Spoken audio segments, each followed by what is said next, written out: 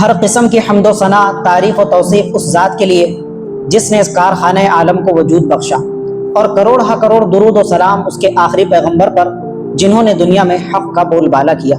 پچھلی نشست کے اندر گزشتہ جمعے میں آپ سفر معراج کا پہلا حصہ جو سرکار مدینہ صلی اللہ علیہ وآلہ وسلم کو معراج کی رات کروایا گیا، جو کہ بیت اللہ شریف سے شروع ہو کر بیت المقدس تک جا کر مکمل ہو جاتا ہے، یہ پہلا حصہ تھا، اور آپ نے پوری رودات، پوری تفصیل اس کی پچھلے ہفتے سماعت فرما لی، اچھی طرح آپ سن چکے پوری ڈیٹیل کے ساتھ کہ کس طرح ہمارے حضور براق پر سوار ہوئے، آپ کا سینہ مبارک چاک کیا گیا، اس کو آب زمزم سے دھویا گیا، اس کے بعد براق پر آپ سوار ہو کر بیت المقدس کی جانب روانہ ہوئے، بیچ میں کیا کیا واقعات اور کن کن چیزوں کا حضور نے مشاہدہ فرمایا، پھر بیت المقدس جا کر کیا معاملات پیش آئے، وہاں پر آپ کو سارے انبیاء علیہ السلام کی امامت کا شرف حاصل ہوا، اور آپ بیت المقدس کی امامت سے فراغت کے بعد میں باہر تشریف لائے، اور آپ کی خدمت میں 2 پیالے پیش کیے گئے، ایک دودھ کا پیالہ تھا اور ایک شراب کا پیالہ۔ تو حضور نے دودھ کے پیالے کو اختیار فرمایا تو حضرت جبرائیل نے مبارکبادی پیش کی کہ یا رسول اللہ، آپ نے فطرت کو اختیار کیا، اگر آپ شراب کا جام اور شراب کا پیالہ اٹھاتے تو آپ کی پوری امت گمراہ ہو جاتی۔ یہاں تک کہ آپ پوری تفصیل پچھلے ہفتے سن چکے۔ اب شروع ہوتا ہے اگلا سفر جو سفر معراج کہلاتا ہے، وہ تو تھا سفر اسراء، زمینی سفر۔ اب یہاں سے آسمانی سفر کا آغاز ہوتا ہے جس کو المعراج کہا جاتا ہے۔ اس کے بعد کیا ہوا، جب حضور بیت المقدس یعنی مسجد اقصیٰ کے تمام امور سے فراغت پا کر باہر تشریف لائے تو پھر آسمان سے ایک خودکار لفٹ، ایک نورانی سیڑھی نمودار ہوئی، اور اللہ تعالیٰ کی طرف سے آسمانوں سے ایک نورانی سیڑھی جو ہے زمین تک اتر کر حضور کے سامنے آ کر کھڑی ہو گئی، بڑی چمکدار، بڑی روشن، انتہائی خوبصورت۔ اب چونکہ عربی زبان میں سیڑھی کو معراج کہا جاتا ہے، عروج کے معنی کیا ہوتا ہے؟ بلندی، چڑھنا۔ ہم بولتے ہیں کہ اللہ تعالیٰ نے اس کو عروج نصیب فرمایا، مطلب بلندی نصیب فرمائی، اسی سے لفظ ہے معراج، یعنی بلندی پر جانے کا جو آلہ ہے، اس کا جو سبب ہے، اس کو سیڑھی کہا جاتا ہے۔ تو چونکہ یہ جو آسمان کا سفر تھا حضور کا، یہ معراج یعنی سیڑھی کے ذریعے سے طے ہوا، اس لیے اس پورے سفر کو کیا کا نام دے دیا گیا؟ معراج کا۔ اب حضور فرماتے ہیں کہ وہ سیڑھی اتنی خوبصورت تھی، ابن اسحاق ایک محدث ہے، وہ فرماتے ہیں ما رأیت قط شیئا احسن منہ، اس سیڑھی اور اس لفٹ کی خوبصورتی کا یہ عالم تھا کہ حضور فرماتے ہیں کہ میں نے اس سے زیادہ خوبصورت چیز کبھی دنیا میں نہیں دیکھی تھی، یا تو اس سے زیادہ خوبصورت سیڑھی یا اس سے زیادہ خوبصورت چیز، یہ دونوں فرامین کا مطلب نکالا جا سکتا ہے حضور کے۔ تو حضور فرماتے ہیں کہ ایک طرف اس کا یہ عالم تھا، اور اللہ تعالیٰ نے حضور کے اعزاز و اکرام کے لیے اس سیڑھی کے دونوں طرف جو ہے نا 2 رویا فرشتے کھڑے کر دیے تھے، اس کے دائیں طرف بھی فرشتے یہاں سے لے کر تو آسمان تک، آسمان دنیا تک قطار لگائے کھڑے تھے، اور اس سیڑھی کے دوسرے طرف بھی فرشتے بائیں طرف قطار لگائے آسمان دنیا تک کھڑے ہوئے تھے حضور کے اعزاز و اکرام کی خاطر۔ یہ سفر شروع ہوا اور پلک جھپکنے کی دیر کے اندر، چٹکی بھر کے اندر، لمحے بھر کے اندر حضور نے یہاں سے بیت المقدس سے لے کر آسمان دنیا تک کا سفر طے فرما لیا، اور حضور نے اس سیڑھی کے ذریعے سے منٹوں اور پلوں کے اندر اس سفر کو طے فرما کر آسمان دنیا کا سفر طے کر لیا، وہاں پہنچ گئے۔ آگے کیا ہوا؟ پھر حضور خود فرماتے ہیں اتینا الی السماء الدنیا، ہم پہلے آسمان پر پہنچے جس کو آسمان دنیا کہا جاتا ہے، تو وہاں پر حضرت جبرائیل مجھے آسمان دنیا کے دروازے پر لے آ کر کھڑے کر دیا، اور آسمان دنیا کا جو دروازہ ہے وہ اوپن ہوا، حضور کے لیے کھولا گیا، تو سارے فرشتے وہاں پر حضور کے استقبال اور ویلکم کے لیے کھڑے تھے، سب نے حضور کو ویلکم کہا، استقبال فرمایا، اور آپ جو ہے آسمان دنیا کے اندر تشریف لے گئے۔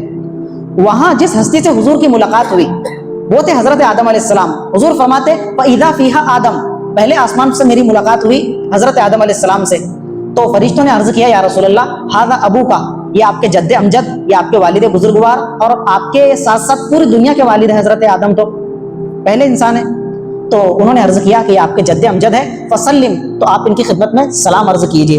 حضور نے حضرت آدم کو سلام کا نذرانہ پیش کیا، تو حضرت آدم دیکھتے ہی خوش ہوئے اور انہوں نے باہیں پھیلا دی اور کہنے لگے مرحبا بالابن الصالح، ویلکم ہو، خوش آمدید ہو، میرا نیکوکار اور بزرگوار بیٹا آ گیا۔ اس لیے کہ حضور رتبے میں حضرت آدم سے بدرجہ افضل و بہتر ہے، لیکن کیا کہنا چاہیے، سلسلہ نسب کے حساب سے حضرت آدم پہلے دنیا میں تشریف لائے اور حضور سب سے آخر میں نبی کی حیثیت سے تشریف لائے، تو حضرت آدم کے حضور کیا کہلاتے ہیں؟ بیٹے ہی کہلائیں گے۔ تو انہوں نے کہا میرا نیکوکار بیٹا آ گیا، والنبی صالح، اور نیکوکار پیغمبر تشریف لائے۔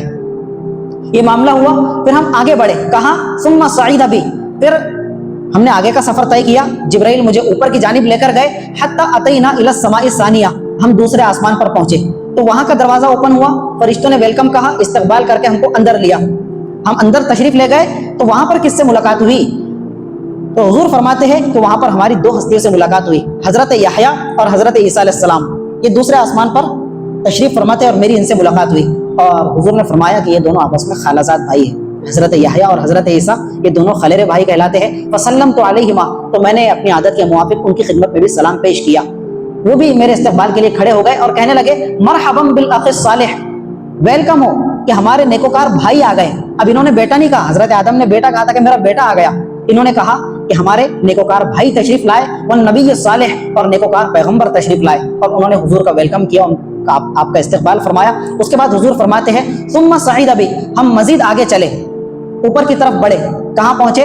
حتی اتینا الی السماء الثالثہ، ہم تیسرے آسمان پر پہنچے۔ تیسرے آسمان کا دروازہ اوپن ہوا، دروازہ کھلا، فرشتوں نے ویلکم کیا، ہم تیسرے آسمان پر تشریف لے گئے، اور وہاں پر ہماری ملاقات ہوئی دنیا کی خوبصورت اور حسین ترین ہستی، جن کو دنیا حضرت یوسف کے نام سے جانتی ہے۔ تیسرے آسمان پر کون تھے؟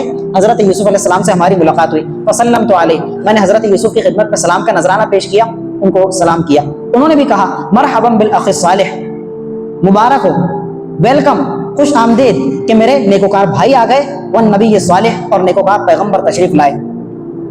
آگے حضور نے ان کے بارے میں کمنٹ پیش کیا، حضور نے تبصرہ پیش فرمایا حضرت یوسف کے بارے میں اس پورے واقعے کے اندر کہ حضرت یوسف سے میری ملاقات ہوئی تو میں نے دیکھا کہ اللہ تعالیٰ نے اس مرد قلندر کو دنیا کا آدھا حسن عطا فرمایا۔ حضرت یوسف کی حسن اور خوبصورتی بڑی مشہور ہے، فقد اعطی شطر، حضرت یوسف علیہ السلام کو اللہ تعالیٰ نے دنیا کا آدھا حسن، یعنی اللہ تعالیٰ نے حسن کا ایک خانہ بنایا، تو اس میں سے آدھا حسن لے کر تھوڑا سا مجھے، تھوڑا سا آپ کو، تھوڑا سا سیٹ صاحب کو، کروڑ ہا کروڑ ارب ہا ارب افراد ابھی تک پیدا ہو چکے ہیں، اور قیامت تک کتنے آئیں گے، تو آدھا حسن ان کے پلڑے کے اندر تھوڑا تھوڑا کر کے، اور دنیا کا آدھا جو باقی حسن تھا وہ کس کو دیا؟ حضرت یوسف کی جھولی میں ڈالا۔ کیا حسن خوبصورتی کا عالم ہوگا؟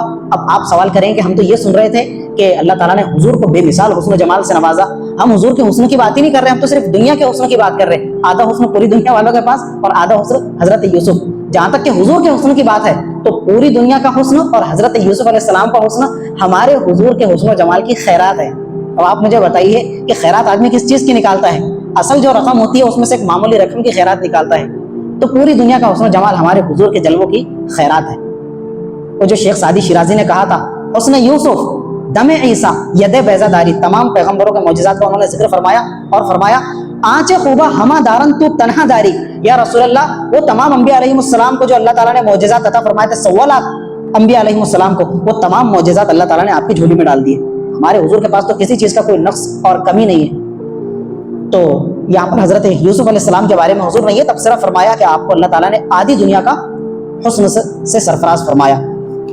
یہاں ہماری ملاقات ہوئی، اب ہم آگے بڑھے۔ ثم صعد بی، سفر معراج کا تذکرہ چل رہا ہے۔ پھر حتی اتینا الی السماء الرابعہ، ہم پہنچ گئے چوتھے آسمان پر، وہاں دروازہ اوپن ہوا، فرشتے ہمارے استقبال کے لیے کھڑے تھے، انہوں نے ویلکم کہا، ہمیں اندر لیا، ہم چوتھے آسمان پر تشریف لے گئے۔ وہاں پر ہماری ملاقات ہوتی ہے حضرت ادریس علیہ السلام سے، فاذا فیہا ادریس علیہ السلام، یہ بھی وہ ہستی ہے کہ آپ نے حضرت عیسیٰ کے بارے میں تو سنا کہ اللہ تعالیٰ نے اپنے فضل و کرم سے زندہ و جاوید حضرت عیسیٰ کو آسمان پر اٹھا لیا، اور وہ قیامت سے پہلے ایک امتی کی حیثیت سے دوبارہ تشریف لائے گی۔ یہ ہمارا عقیدہ ہے اہل سنت والجماعت کا۔ اسی طرح ایک دوسری ہستی ہے کہ اللہ تعالیٰ نے ان کو بھی زندہ آسمانوں پر اٹھایا، اور وہ ہے حضرت ادریس علیہ السلام۔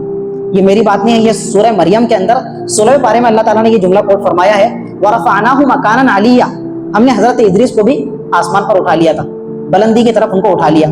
حضرت ادریس سے ہماری چوتھے آسمان پر ملاقات ہوئی، انہوں نے ویلکم کہا، خوش آمدید کہا، اور کہنے لگے مرحبا بالاخ الصالح، ہمارے نیکوکار بھائی کو خوش آمدید ہو اور نیکوکار پیغمبر کو خوش آمدید ہو کہ آپ تشریف لائے، ہم آپ کا ویلکم کرتے ہیں۔ ثم صعد بی، چوتھے آسمان سے ہم مزید آگے بڑھے، پانچویں آسمان پر پہنچے، وہاں کا دروازہ اوپن ہوا، فرشتوں نے ہمارا استقبال فرمایا، ہمیں خوش آمدید کہا، اور ہم آسمان پر تشریف لے گئے۔ وہاں ہماری ملاقات ہوئی حضرت موسیٰ کے بھائی حضرت ہارون علیہ السلام سے۔ پانچویں آسمان پر حضرت ہارون تشریف فرماتے، انہوں نے باہیں پھیلا کر ہمارا استقبال کیا اور کہنے لگے مرحبا بالاخ الصالح، کہ میرے نیکوکار بھائی تشریف لائے، نیکوکار پیغمبر آ گئے۔ اس کے بعد مزید ہمارا آگے سفر طے ہوا۔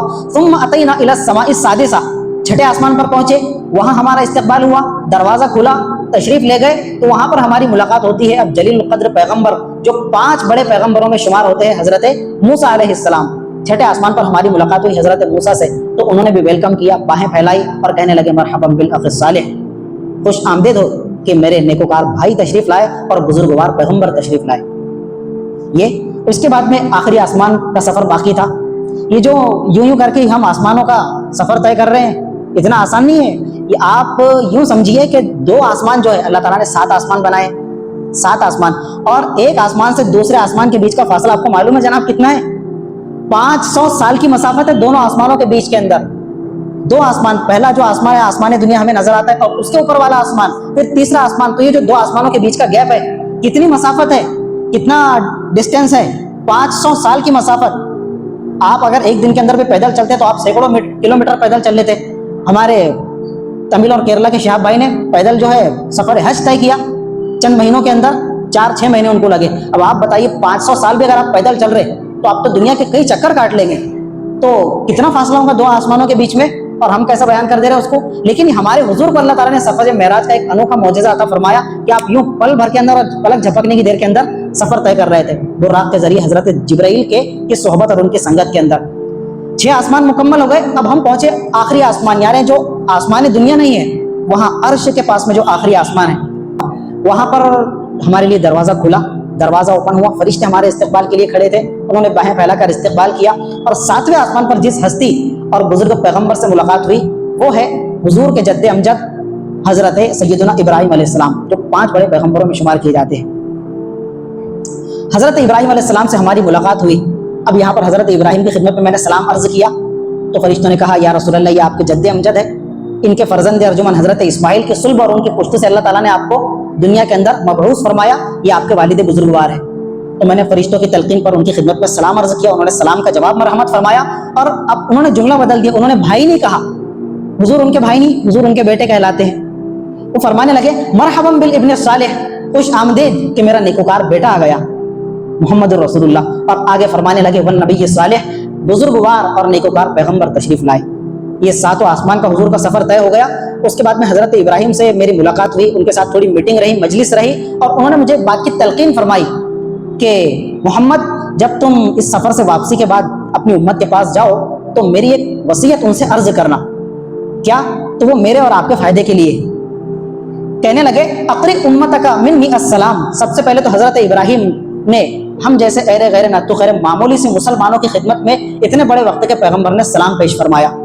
تو ہمارے حضور پر اللہ تعالیٰ کے کروڑ رحمت اور سلامتیاں نازل ہو, اور حضرت ابراہیم پر بھی. انہوں نے کہا کہ جب آپ پہنچے تو آپ کی امتیوں سے میرا سلام عرض کرنا اور ان سے کہنا ان الجنت طیبۃ التربہ, یہ جو جنت ہے نا, جنت کی مٹی انتہائی پاکیزہ, خوشبودار اور خوشگوار ہے.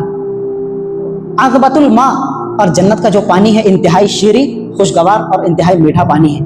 اور آگے فرمایا کہ اپنی امت سے یہ بھی عرض کرنا انہا قیان, کہ یوں سمجھو امتیو کہ جو جنت ہے نا وہ بالکل چٹیل میدان ہے. جس طرح ہم بنجر صحرا کے اندر جاتے ہیں بالکل چٹیل میدان دیکھتے ہیں, وہاں ایک پیڑ پودا ہم کو نظر نہیں آتا. تو حضرت ابراہیم نے ہمارے حضور سے عرض کیا کہ آپ اپنے امتیوں سے عرض کر دینا, بتا دینا انہا قیان, کہ جنت بالکل ایک چٹیل میدان ہے. اب چٹیل میدان تو کسی کو اچھا نہیں لگتا, تو اے میرے امتیوں تم اس کے اندر شجر کاری کرو, بیل بوٹے پھل پھول پیڑ پودے اگاؤ. اب وہ پیڑ پودے ہم کس طرح اگائیں گے جنت کے اندر؟ تو انہوں نے ایک کلمہ ہم کو تلقین فرمایا. تو انہوں نے کہا وَإِنَّ غِرَاسَهَا, اس کی شجر کاری کا جنت کے چٹیل میدان کے اندر پیڑ پودے اگانے کا یہ طریقہ ہے کہ تم یہ کلمات عرض کرنا, صرف ان کلمات کا ورد کرتے رہنا. کون سے؟ سبحان اللہ والحمد للہ ولا الہ الا اللہ واللہ اکبر, جس کو ہم کلمہ تمجید کے نام سے موسوم کرتے ہیں اور جانتے ہیں. تیسرا کلمہ بہو وہی کلمات ہے, سبحان اللہ والحمد للہ ولا الہ الا اللہ واللہ اکبر. جتنی آپ کی امت کثرت سے ان کلمات کا ورد کریں گی اور یہ کلمات تمجید دہرائے گی, ایک ایک مرتبہ پڑھنے کی بدولت جنت کے چٹیل میدان کے اندر اللہ تعالیٰ ان کے لیے ہزاروں پھل پھول اگا دے گا اور ان کے لیے گھنے باغات کا انتظام فرما دے گا. یہ حضرت ابراہیم کے ساتھ 7ویں آسمان پر میری ملاقات ہوئی, تھوڑی سی میٹنگ ہوئی, اور اس مجلس کے اندر انہوں نے مجھے یہ وصیت فرمائی. ہم آگے بڑھے, حضرت جبرائیل میرے ساتھ ہے, ہم سب براق پر سوار ہیں. اب جو ہمارا خانہ کعبہ ہے مکۃ المکرمہ کے اندر, جو انسانوں کا قبلہ کہا جاتا ہے, اللہ تعالیٰ ہمیں اس قبلے کا دیدار نصیب فرمائے, ہماری گنہگار آنکھوں کو اس کی زیارت نصیب فرمائے, اور بار بار اللہ تعالیٰ بیت اللہ شریف کی ہم سب کو حاضری کی سعادت مرحمت فرمائے اپنے فضل و کرم سے. تو جس طرح انسانوں کا قبلہ کیا ہے؟ خانہ کعبہ, اسی طرح فرشتوں کا بھی ایک قبلہ ہے. وہ اس دنیا کے اندر نہیں, وہ ایک اسپیشل قبلہ ہے جو 7ویں آسمان کے اوپر ہے, جس کو بیت المعمور کہا جاتا ہے. میم عین میم واو اور راء, معمور, بیت المعمور. 27 پارے کے اندر سورہ طور کے اندر اللہ تعالیٰ نے اس کا تذکرہ فرمایا, والطور وکتاب مسطور فی رق منشور والبیت المعمور. قسم ہے بیت معمور کی. بیت المعمور کا مطلب ہوتا ہے آباد گھر, ویران گھر نہیں, آباد گھر. उस बैतुल मामूर के पास हम पहुंचे। ज़रूर फरमाते उसका ये आलम था, सुम्मा रुफ़िया इलैया अल बैतुल मामूर, हमारी रसाई, हमारी पहुंच बैतुल मामूर तक हो गई।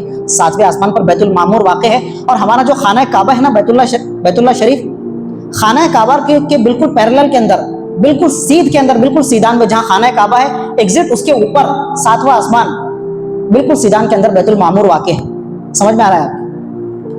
हुजूर फरमाते उसकी ये शान है, युसल्ली फीही कुल्ला यौमिन 70 अल्फ मलकिन, मैंने देखा कि वहां पर रोजाना, डेली, हर रोज 70,000 फरिश्ते हाजिरी देते हैं, नमाज अदा करते हैं, बैतुल मामूर का तवाफ करते हैं। ये एक शान। उससे अगली शान बैतुल मामूर की, उसका प्रोटोकॉल ये है, हुजूर फरमाते हैं इदा खरजू मिन्हु लम यऊदू, कि जब एक मरतबा वहां फरिश्ता हाजिर हो जाता है, उसने बैतुल मामूर का तवाफ कर लिया, उसके चक्कर लगा लिया, वहां पर इबादत कर लिया, अब वो जो बैतुल मामूर से बाहर निकला तो उस वक्त से लेकर क़यामत तक कायम हो जाएंगे, लेकिन दोबारा कभी उस फरिश्ते का नंबर नहीं आएगा, उसकी बारी क़यामत तक नहीं आने वाली। अब जो फरिश्ता एक मरतबा आ गया वहां से, चक्कर लगा के, तवाफ करके, इबादत करके, वो अब हमेशा के लिए बाहर, वो बैतुल मामूर तक अब पहुंच नहीं सकता, उसका नंबर कभी नहीं आएगा। क्या फरिश्तों की तादाद होगी, अरब हा अरब, खरब हा खरब, बेहद बेशुमार।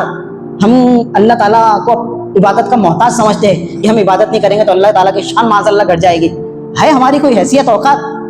जुमा 8 के 360 के और खाट के, अरे कोई हैसियत औकात नहीं है। अल्लाह की इबादत, अगर अल्लाह ताला को पूजा पाठी करवाना होता तो फरिश्ते ना काफी थे? क्या बैतुल मामूर की शान है और उसकी इज्जत और बुलंद मर्तबा है उसका, कि जो फरिश्ता एक मरतबा आ जाता है, क़यामत तक उसका नंबर नहीं लगेगा। और रोजाना कितने, 1 2 नहीं, 5 15 नहीं, 70,000 फरिश्ते हाजिर होते हैं, तवाफ करते हैं, इबादत करते हैं। अब जब एक मरतबा निकल गए तो दोबारा क़यामत तक उनका नंबर, उनकी बारी नहीं आएगी। ये था बैतुल मामूर। तो वहां पर भी एक रिवायत के अंदर एक मुलाकात हजरत इब्राहिम से हुजूर की, वहां पर मुलाकात हुई 7वें आसमान पर।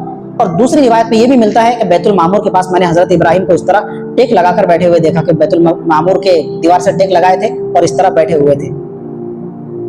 ये दूसरी रिवायत के अल्फाज है, ये भी एक रिवायत मिलती है। ये सारी चीजें हुजूर ने सफर मेराज के अंदर मुलाहजा फरमाई। 7 आसमानों की सैर हो गई, 7 आसमानों पर फरिश्तों से मुलाकात हुई, वहां पर 7 पैगंबरों से मुलाकात हुई, और फिर बैतुल मामूर तक के हुजूर की रसाई हुई। बैतुल मामूर का हुजूर ने दीदार फरमाया। एक और चीज का भी हुजूर ने मुशाहदा फरमाया, वो है दज्जाल, खबीस लाइन मरदूद, जो क़यामत से पहले आएगा, उम्मत को गुमराह करेगा, और जो इस उम्मत का बदतरीन फितना है, बल्कि पूरी इंसानी तारीख का सबसे घिनौना और बदतरीन फितना है। और ये इतना लर्जा खेज फितना है, पिछले पैगंबर हमारे हुजूर समेत हर हस्ती ने अपनी उम्मत को फितने दज्जाल से डराया है। हमारे हुजूर ने तो हमें मुस्तकिल दुआ तलकीन फरमाई है कि तुम दुआ मांगा करो, अल्लाहुम्मा इन्नी अऊज़ु बिका मिन फितनतिल मसीहिद दज्जाल, के परवरदिगार, मैं मसीह दज्जाल के फितने से तेरी पनाह मांगता हूँ। आप सोचते हैं कि हम बड़े आलिम दीन है, क़ारी कुरान है, मुफ्ती साहब है, आलिम साहब है, 5 वक्त नमाजी है, चिल्ले 4 महीने हमारे 50 दफ़ा लग चुके हैं। जब दज्जाल निकलेगा हजरत, तो सबके पैरों के घुंघरू बजना शुरू हो जाएंगे। यूं ईमान का सौदा करेगा इंसान, उसके जो है फनकारियाँ देखेगा, इंसान उसको खुदा समझ बैठेगा। इसलिए तो हुजूर ने उसको इतना बड़ा फितना करार दिया। जब वो करतब दिखाएगा तब देखने जैसा। अल्लाह ताला हमको अपनी नज़रों से वो मंजर दिखाए भी ना, उससे पहले अल्लाह ताला हमें मौत की नींद सुला दे और हम कब्रिस्तान पहुंच जाए। हम नहीं उस फितने का मुकाबला कर सकते, कोई भी नहीं कर सकेगा। बड़े बड़े जो है उसके चुंगल में आ जाएंगे, और जो उसके चुंगल में आ गया वो खुदा का नाफरमान कहलाकर उसकी जन्नत में जाएगा और खुदा की जहन्नम में जाएगा। तो अल्लाह ताला फितने दज्जाल से हम सब की हिफाजत फरमाए। हुजूर फरमाते सफर मेराज के अंदर इस खबीस मलऊन मरदूद दज्जाल का भी मैंने मुशाहदा किया, और इसको असली शक्ल के अंदर हुजूर ने देखा, दज्जाल की जो असली शक्ल है। तो रिवायत के अल्फाज है, और अब दज्जाल की सूरत ही, दज्जाल की जो असली शक्ल और सूरत है, उसका जो असली कदकाट है, जिस तरह वो काना होगा, उसके पेशानी पर काफारा लिखा होगा, कई अलामत हदीस के अंदर है। तो एग्जैक्ट मैंने उसको उसी हालत के अंदर देखा। ये एक चीज़।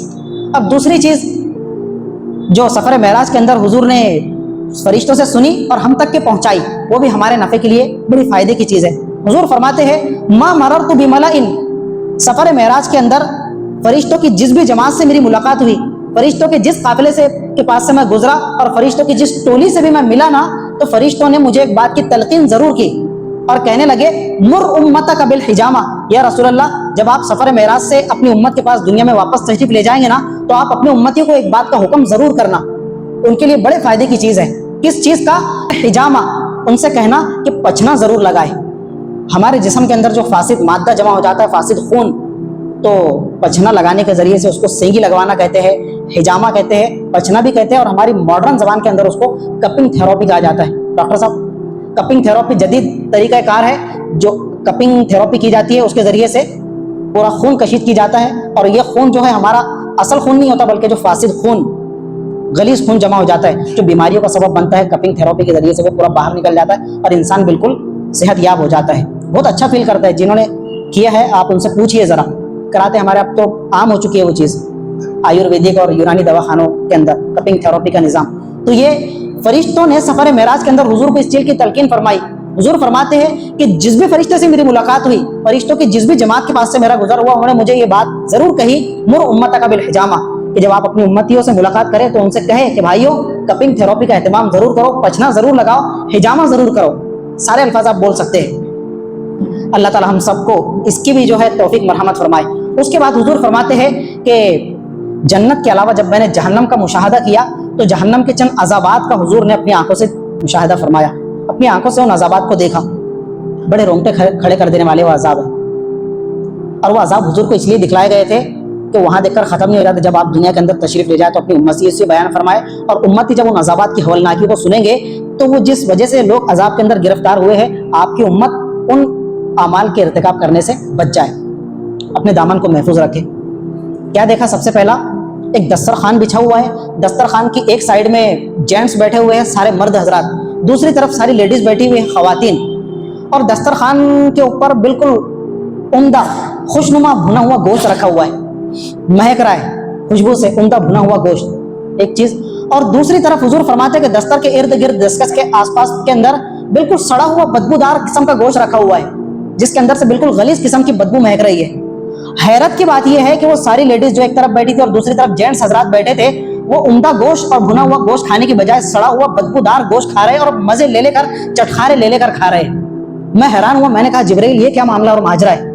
کہنے لگے یا رسول اللہ یہ جو جینٹس حضرات ہیں یہ وہ مرد تھے کہ جو اپنی پاکیزہ اور حلال بیویوں کو چھوڑ کر ادھر ادھر گھمارا کرتے تھے، دوسروں کی عورتوں پر نظر رکھا کرتے تھے، اور یہ جو خواتین ہیں یہ اپنے جائز اور حلال شوہروں سے بے وفائی کر کے دوسروں کے پہلوؤں کو گرم کیا کرتی تھی اور دوسرے اجنبی لوگوں سے اپنے دوسرے ایک عذاب کا حضور نے مشاہدہ فرمایا۔ کہتے ہیں کہ جب میں تھوڑا آگے بڑھا تو میں نے دیکھا کہ فرشتے ہیں، فرشتے اپنے ہاتھوں کے اندر بڑے بڑے بھاری بھرکم پتھر اٹھا کر لا رہے ہیں، اور کچھ لوگ ہیں ان کو لٹاتے ہیں اور ان کے سروں کے اوپر وہ بڑا بھاری بھرکم پتھر پھینک کر مارتے ہیں۔ پتھر مارنے کی دیر ہے کہ ان نافرمانوں کا سر بالکل پریس ہو جاتا ہے، ان کا دماغ کا پورا کچمر اور بھیجا باہر نکل جاتا ہے۔ سر کے اوپر جب اتنا بھاری پتھر پھینکا جائے گا تو اس کے سر کا کیا حال ہوگا، اور پھر دوبارہ سے وہ ان کا سر اسی حالت پر واپس آ جاتا ہے۔ پھر فرشتے آتے پتھر اٹھاتے اور ان کے سر پر دے مارتے ہیں، پھر ان کا سر کچل جاتا ہے، سر کا بھیجا باہر نکل جاتا ہے۔ پھر تیسری مرتبہ تو اس طرح بار بار یہ ہو رہا ہے، سر ان کا اصلی حالت پر واپس آ رہا ہے اور فرشتے ان کے سروں پر پتھر دے مار رہے ہیں۔ میں نے کہا جبرائیل ان کا کیا معاملہ ہے بھائی؟ تو کہا یا رسول اللہ یہ وہ لوگ ہیں مسلمانوں، ہم جمعہ 8 کے بھی نہیں رہے، ہم 360 کے بھی نہیں رہے، خدا بہتر جانتا ہے کہ ہم کس کیٹیگری کے اندر جا چکے ہیں۔ نماز کے معاملے میں ہماری غفلت کا یہ عالم ہے۔ اب اگلی بات سننا، حضرت جبرائیل کا جواب تھا یا رسول اللہ یہ وہ لوگ ہیں کہ جو اذانوں کی آواز سن کر جن کے سر بھاری ہو جایا کرتے تھے، ان کے سر بوجھل ہو جایا کرتے تھے، ان کے منہ کے اوپر جو ہے ایک رونق کی کیفیت چھا جایا کرتی تھی کہ کیا اذان کی آواز آ رہی ہے اور نماز کا وقت ہو گئے، تو یہ نماز سے جی چراتے تھے اور ان کے سر بھاری ہو جایا کرتے تھے نماز کا وقت اور نماز کی اذان سن کر۔ آج ان کا یہ عالم ہے کہ جس سر کے اندر بھاری پن واقع ہو گیا تھا نماز کی اذان کی آواز سن کر، اللہ تعالیٰ نے آج ان کے سروں کے ساتھ میں یہ کچلنے کا معاملہ فرمایا ہے۔ ان کے سروں کے اوپر بھاری پتھر دیے مارے جا رہے ہیں اور ان کا سر کچلا جا رہا ہے۔ جب ان کو نماز کے لیے بلایا جاتا تھا تو ان کے سر بوجھل ہو جایا کرتے تھے، سر بھاری ہو جایا کرتے تھے۔ تیسری چیز حضور نے مشاہدہ فرمائی کہ کچھ لوگ چوپایوں کی طرح اپنے ہاتھوں اور پیروں پر چل رہے ہیں۔ پیر پر چلنا تو سمجھ میں آتا ہے، اب اپنے ہاتھ کو بھی اس طرح زمین پر رکھو، اور جس طرح بچے جب چلنا سیکھتے ہیں اس سے پہلے کس طرح چلتے ہیں، گھٹنوں کے بل، ان کے ہاتھ بھی نیچے ہوتے ہیں اور پیر بھی نیچے ہوتے ہیں، چوپایوں کی طرح ان کے ہاتھ بھی نیچے ہیں اور پیروں کے بل چل رہے ہیں جانوروں کی طرح۔ میں نے کہا جبرائیل یہ کون لوگ ہیں؟ تو حضرت جبرائیل کا جواب تھا یا رسول اللہ یہ وہ لوگ، اور ان کا دوسرا یہ عالم ہے کہ جب ان کو بھوک لگتی ہے تو کھانے کے لیے ان کو جہنم کے بدبودار اور کانٹے دار درخت دیے جا رہے ہیں۔ کانٹے دار پھل جو زقوم کا درخت ہے، اس درخت کا یہ عالم ہے حضرت کہ اگر اس کا ایک قطرہ کشید کر کے، قطرہ نچوڑ کر دنیا کے اندر ڈال دیا جائے نا تو اس کی کڑواہٹ کی بدبو کی وجہ سے میں اور آپ پوری دنیا کے اندر بسنے والے 7-8 ارب لوگ سب اس کی بدبو کی وجہ سے مر جائیں گے۔ اب آپ بتائیے کہ جب جہنمی کو کھانے کے لیے پھل دیا جائے گا تو کس ظرف کے ساتھ میں اس کو کھانا وہ گوارا کرے گا، لیکن اس کو وہ کھانا پڑے گا۔ حضور فرما رہے میں نے ان لوگوں کو دیکھا کہ چوپایوں کی طرح زمین پر چل رہے تھے اور زقوم کا کانٹے دار درخت کھا رہے تھے، کانٹے دار پھل اس کا کھا رہے تھے, چبا رہے تھے, اور جہنم کے انگارے بھی کھا رہے تھے بھوک کی وجہ سے. میں نے پوچھا ان کے ساتھ یہ معاملہ کیوں ہوا, تو جبرائیل نے کہا کہ یا رسول اللہ, یہ وہ لوگ تھے جو مال پانی جمع کر کر کے صرف اپنی تجوریوں کو بھرا کرتے تھے, اپنی بینک بیلنس فل کیا کرتے تھے, زکوٰۃ بھی خود ہی کھا جایا کرتے تھے, زکوٰۃ خور تھے. زکوٰۃ نہ دینے کی وجہ سے ان کا یہ عالم ہوا کہ اللہ تعالیٰ نے ان کو جہنم کے اندر کانٹے کھانے پر اور زقوم کا درخت کھانے پر مجبور کیا ہے. اگلا عذاب جو حضور نے مشاہدہ فرمایا وہ بھی بڑا دردناک ہے, اور آج امت مسلمہ اس کے اندر بے تحاشا غرق ہو چکی ہے. کہتے ہیں کہ میں نے دیکھا کہ جہنم کے اندر کچھ لوگ ہیں, ان کے پیٹ اتنے بڑے ہیں کہ جس طرح ہمارے کمرے ہوتے ہیں, کمروں کے اتنے بڑے بڑے پیٹ ہیں, اور پیٹوں کے اندر بڑے بڑے ازدے اور سانپ دوڑ رہے ہیں, اور سانپ دوڑتے ہوئے باقاعدہ باہر جو کھڑے ہوئے ہیں ہم کو نظر آ رہے تھے. تو میں نے جبرائیل سے کہا, جبرائیل ان لوگوں کا کیا ماجرا ہے, ان کے پیٹ اتنے بڑے بڑے, اتنا دردناک عذاب, اور ان کے پیٹوں کے اندر سانپ اور ازدے دوڑ رہے ہیں. تو کہا یا رسول اللہ, یہ وہ لوگ ہیں جو دنیا کے اندر لوگوں کو قرض دیا کرتے تھے, اور جب قرض واپس لینے کی باری آتی تھی تو بیاج اور سود کے ساتھ واپس لیا کرتے تھے. یہ بیاج خورے لوگ تھے, سود خورے لوگ تھے, اور آج اللہ تعالیٰ نے ان کے ساتھ یہ معاملہ فرمایا کہ ان کے پیٹ بڑے بڑے, ڈیل ڈول ہاتھی سے بھی زیادہ بڑے ہو چکے ہیں, اور ان کے پیٹوں کے اندر ازدے اور سانپ رینگ رہے ہیں. اس کے بعد پھر میرا آگے گزر ہوا, میں نے ایک اور عذاب کا مشاہدہ کیا. تو خرز و شفاہم بمقارض من النار, کہ کچھ لوگ ہیں ان کے ہونٹ جہنم کی آگ کی قینچیوں سے کترے جا رہے ہیں, جہنم کی آگ کی قینچیوں سے کاٹے جا رہے ہیں. میں نے کہا جبرائیل ان کا یہ معاملہ, ان کا کیا ماجرا ہے؟ تو کہنے لگے یا رسول اللہ, ہاں اولائی خطباء امتی کا, آپ کی امت کی یہ وہ خطیب اور بھاشن دینے والے افراد ہیں کہ جو ممبروں پر بیٹھ کر لوگوں کو اچھی باتوں کی تلقین کیا کرتے تھے, خدا کے دین کی باتیں بتلایا کرتے تھے, لیکن جب لوگوں کی مجلس سے ہٹ کر تنہائی میں جاتے تھے تو خدا کی وہی نافرمانیاں, خدا کے حرام کاریوں کا وہی ارتکاب اور فسق و فجور کے وہی معاملات جو اور لوگوں کے ہوتے تھے, تو یہ خود اس کے اندر غرق ہو جایا کرتے تھے. خود میاں فضیحت دیگرارا نصیحت, یعنی تم سدھر جاؤ, میں باقاعدہ جاتا ہوں, پوٹی بھی چڑھاؤں گا, ٹی وی بھی دیکھوں گا, اور فحش گانے بھی سنوں گا, موبائل کی اسکرین پر گندے مناظر بھی دیکھوں گا, سب کچھ میں یہاں پر تم کو نصیحت کر رہا ہوں کہ بھائی یہ دیکھنا حرام ہے, یہ پینا حرام ہے, وہ کھانا حرام ہے, اور جب یہاں سے جا رہے جناب ممبر سے اتر کر تو خود ان اعمال کی لعنت کے اندر گرفتار ہے. یا رسول اللہ, یہ وہ لوگ تھے یأمرون الناس بالبر, جو لوگوں کو بھلائی کا حکم دیتے تھے, وینسون انفسہم, اور خود اپنی ذات کو فراموش کر جایا کرتے تھے, بھول جایا کرتے تھے, خود ان نافرمانیوں کے اندر مبتلا ہو جایا کرتے تھے. اگلی جو چیز حضور نے دیکھی وہ یہ کہ کچھ لوگ ہیں ان کے ناخنوں کو اللہ تعالیٰ نے تانبے کا بنا دیا ہوا ہے. ناخن کا کہ تانبے کے ناخن بنا دیے گئے ہیں, اور صرف معاملہ یہاں پر ختم نہیں ہوتا, بلکہ ان تانبے کے ناخنوں سے وہ اپنے منہ کو اور اپنے سینوں کو کھرچ کھرچ کر, کریت کر, نوچ کر زخمی کر رہے ہیں. آپ بتائیے کسی کے بڑے ناخن ہو اور وہ اپنے ناخنوں سے اپنے سینے کو اور اپنے منہ کو نوچ کر جو ہے زخمی کرے, آپ اس کا منظر کو دیکھنے کی تاب نہیں لا سکیں گے. یار یہ کیسا بیوقوف ہے, دنیا کا سب سے پاگل انسان ہے. اب کیا ماجرا رہا ہوگا جب حضور نے اپنی سگی آنکھوں سے وہ منظر دیکھا کہ ان کے تانبے کے ناخن ہیں اور اپنے ہی ہاتھوں سے اپنے سینوں کو زخمی کر رہے ہیں اور کھرچ کھرچ کر اپنے منہ کو زخمی کر رہے ہیں. میں نے پوچھا جبرائیل ان کا کیا معاملہ ہے؟ تو کہا یا رسول اللہ, یہ وہ لوگ ہیں یأکلون لحوم الناس, کہ جو لوگوں کی غیبتیں کرتے پھرتے تھے. اس کے پاس بیٹھے, ارے یار اس کے ساتھ مت رہا کر, تجھے معلوم ہے وہ کیسا ہے. اس کے پاس گئے تو اس کی اس کے پاس میں لگانا, اس کی تیسرے کے پاس میں لگانا, اور لوگوں کے اندر پھوٹ پھٹاول پیدا کرنا, یہ وہ لوگ ہیں. اور اگلا جملہ حضور جبرائیل نے ارشاد فرمایا وَيَقَعُونَ فِي أَعْرَاضِهِمْ, یہ کبھی چین سے نہیں بیٹھتے تھے, ہمیشہ لوگوں کی عزتوں کے پیچھے پڑے رہتے تھے کہ کب مجھے موقع ملے اور چار لوگوں کے سامنے میں اس کی پچکی کروں, کب ایک موقع ملے اور فلاں کے ولی میں جاؤں اور کرسیاں لگا کر بیٹھوں تو میں اس کی عزت اتار کر اس کے ہاتھ میں رکھ دوں. یقعون فی اعراضہم, ہے کہ نہیں ہمارے معاشرے کے اندر کچھ ایسے لوگ کہ جو اس قدر نفرت کے حامل ہوتے ہیں, ان کا یہ معاملہ ہوتا ہے کہ وہ لوگوں کی عزتوں کے پیچھے پڑ جاتے ہیں کہ کب مجھے موقع ملے اور میں اس کی عزت کا تیا پانچا کروں. ان کا کیا معاملہ ہوا کہ ناخن ان کے تانبے کے بنا دیے گئے ہیں اور خود وہ اپنے سینے کو اور اپنے منہ کو کھرچ کھرچ کر زخمی کر رہے ہیں.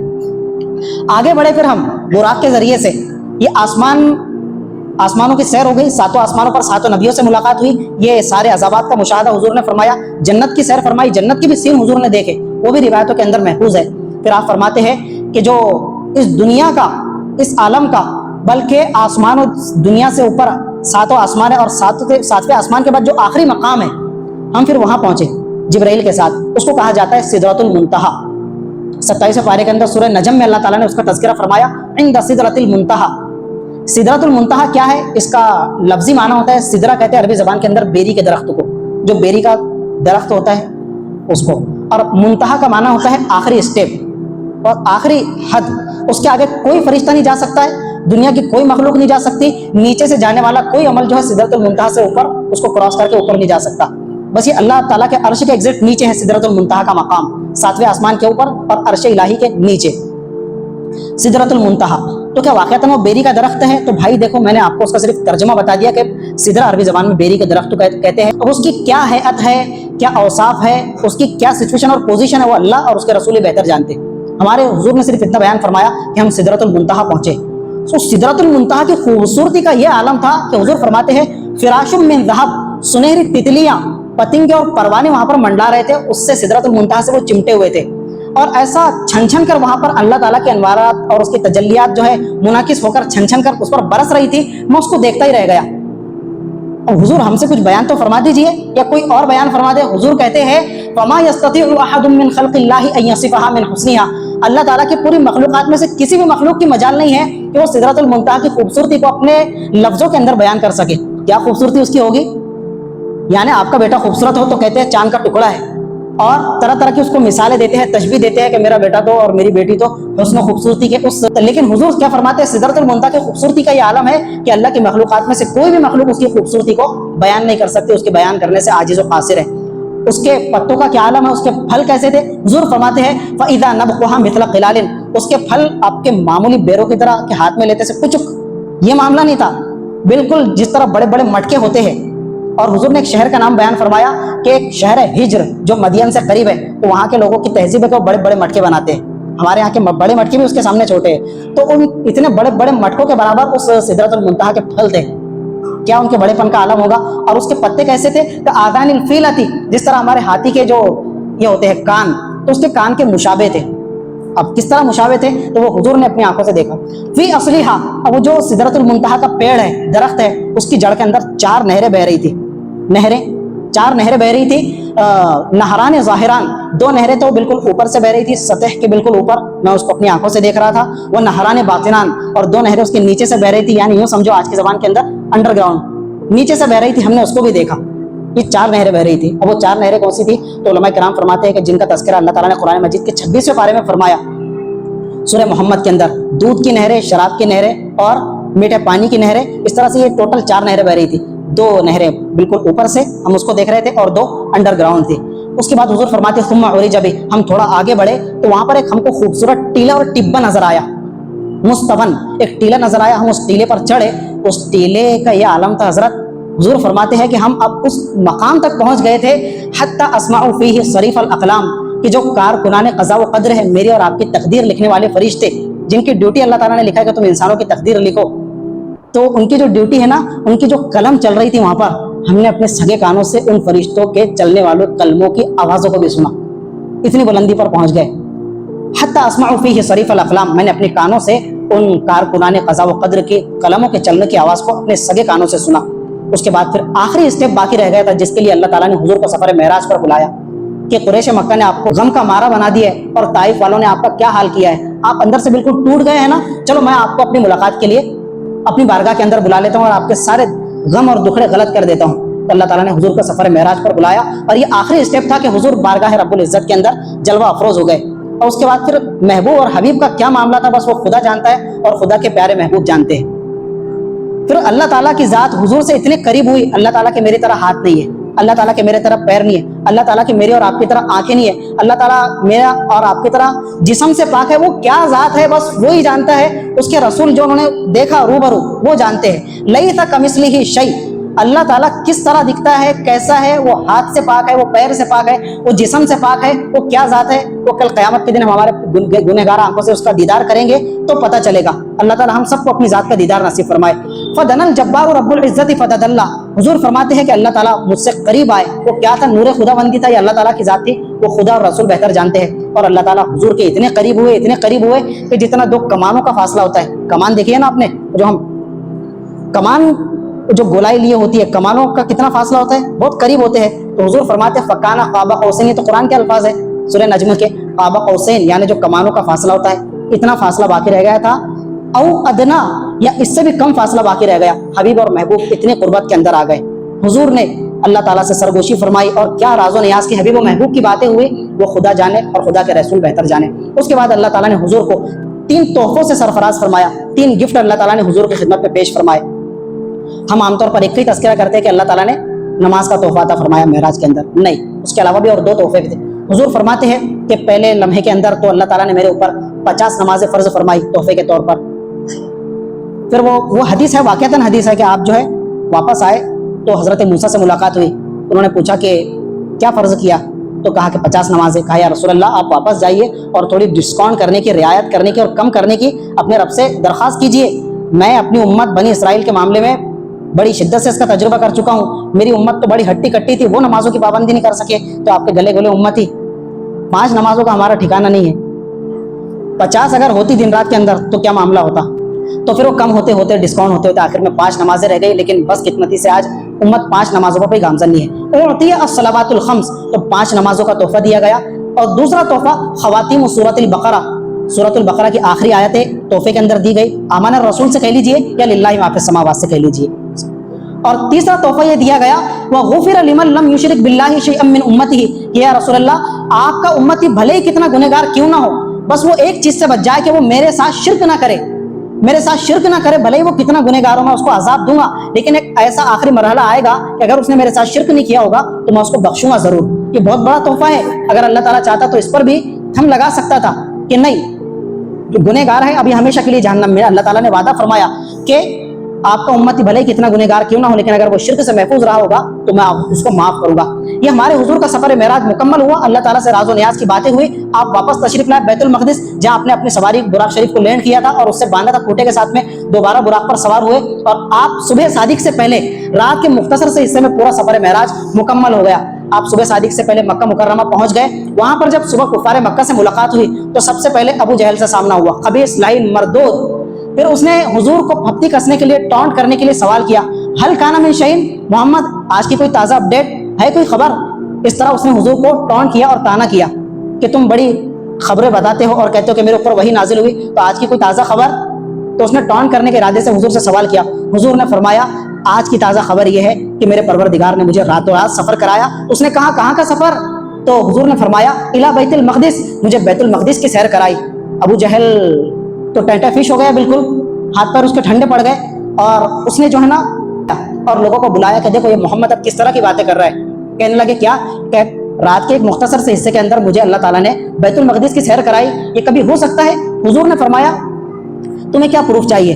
وہ کہنے لگے هل تستطيع ان تنحت لنا المسجد، ٹھیک ہے تم وہاں گئے بیت المقدس کی تم نے سیر کی نا، تو ہمیں ایک کام کرو، بیت المقدس کے تھوڑے اوصاف ہمارے سامنے بیان کرو. وہ مسجد دکھتی کیسی ہے، اس کے اندر کتنی سیڑھیاں ہیں، کتنے دروازے ہیں، تو ہم مان لیں گے کہ واقعتاً تم مسجد اقصیٰ کی سیر کر کے آئے ہو. اب یہ حضور کے لیے بڑا صبر آزما مرحلہ تھا. حضور فرماتے ہیں فَقُرِبْتُ قُرْبَةً مَا قُرِبْتُ مِثْلَهُ، جیسے انہوں نے مجھ سے یہ ڈیمانڈ کی اور سوال کیا کہ مسجد اقصیٰ دکھتی کیسی ہے، تو میں اتنا حیران پریشان ہوا کہ اس سے پہلے زندگی میں کبھی اتنا حیران پریشان نہیں ہوا تھا کہ میں ان کو کس منہ سے بتاؤں. ظاہر سی بات، آپ تاج المساجد بھوپال جائے، اجمیر شریف درگاہ جائے اور آپ کہے کہ بھائی میں ابھی کل اجمیر سے آیا ہوں، اور آپ کا دوست کہے فیضا خان آپ سے پوچھے کہ قاری صاحب اجمیر شریف کی درگاہ کے اوپر وہ جو گنبد بنا ہوا ہے وہ کائے کا بنا ہوا ہے، اس کے اندر جالیاں ہیں تو کتنی جالیاں ہیں، اجمیر شریف کی درگاہ کے اندر کتنے پنکھے لگے ہوئے ہیں، کام کرنے والے خادم کتنے ہیں؟ میں اس کو کیا جواب دوں گا؟ میرے بھائی میں خادم اور نوکروں کو گننے تھوڑی گیا تھا، میں اجمیر شریف کی درگاہ کی زیارت کے لیے گیا تھا، میں وہاں پر کھڑکیاں اور دروازے گننے تھوڑی گیا تھا. ہوگا نہیں یہ معاملہ. حضور فرماتے ہیں ان کے سوال پر میں اتنے حیران اور پریشانی کے عالم میں مبتلا ہوا، میں کیا کروں؟ اللہ تعالیٰ نے میرا یہ غم غلط کیا اور سارے فاصلے مکہ مکرمہ سے بیت المقدس کی جو مسافت اور ڈسٹینس ہے نا 1500 کلومیٹر بنتی ہے، کم سے کم 1300 کلومیٹر. اللہ تعالیٰ نے سارے پردے اٹھا دیا بیچ سے، اور سارے پردوں کو اٹھانے کے بعد میں حضور فرماتے ہیں فرفعہ اللہ الیہ، اللہ تعالیٰ نے پوری بیت المقدس کو اٹھا کر میرے سامنے کھڑا کر دیا. حضور اپنی نظروں سے دیکھ رہے تھے. آپ فرماتے انظروا الیہ، میں اپنے سامنے اس کو دیکھ رہا تھا بیت المقدس مسجد اقصیٰ کو. اور ما یسألونی عن شیء الا انبأتهم، اور جو بھی مسجد اقصیٰ کے بارے میں مجھ سے وہ سوال کر رہے تھے، پوچھ رہے تھے، میں مسجد اقصیٰ کی طرف دیکھا کرتا تھا اور جس بھی چیز کا مجھ سے سوال کر رہے تھے، پوچھ رہے تھے، میں ان کو جواب دے رہا تھا کہ اس کے اندر اتنی کھڑکیاں ہیں، اتنے دروازے ہیں، اتنی سیڑھیاں ہیں، یہ چیز یہاں پر ہے، وہ چیز وہاں پر ہے. اور ہو بہو بعد میں انہوں نے جو جا کر دیکھا اور قافلوں سے پوچھا تو اسی طرح پایا جس طرح حضور نے ان کو جواب دیا تھا. یہ صرف حضور کے ساتھ معاملہ خاص تھا، باقی کفار مکہ کو مسجد اقصیٰ اپنی آنکھوں سے نظر نہیں آ رہی تھی. تو یہ سفر معراج الحمدللہ ہمارا 2 ہفتوں کے اندر کور ہوا اور مکمل ہوا. اور بھی بہت ساری چیزیں باقی تھی، ان کو ہم اسکپ کرتے کرتے تو یہاں تک پہنچے.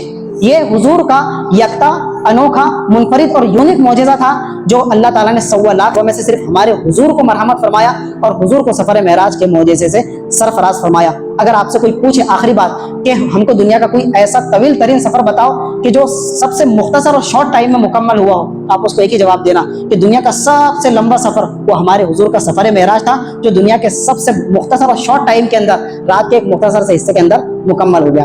अब ये 27 तारीख को मेराज शरीफ आने वाली है, ये आपके सामने पूरी डिटेल बयान हो गई।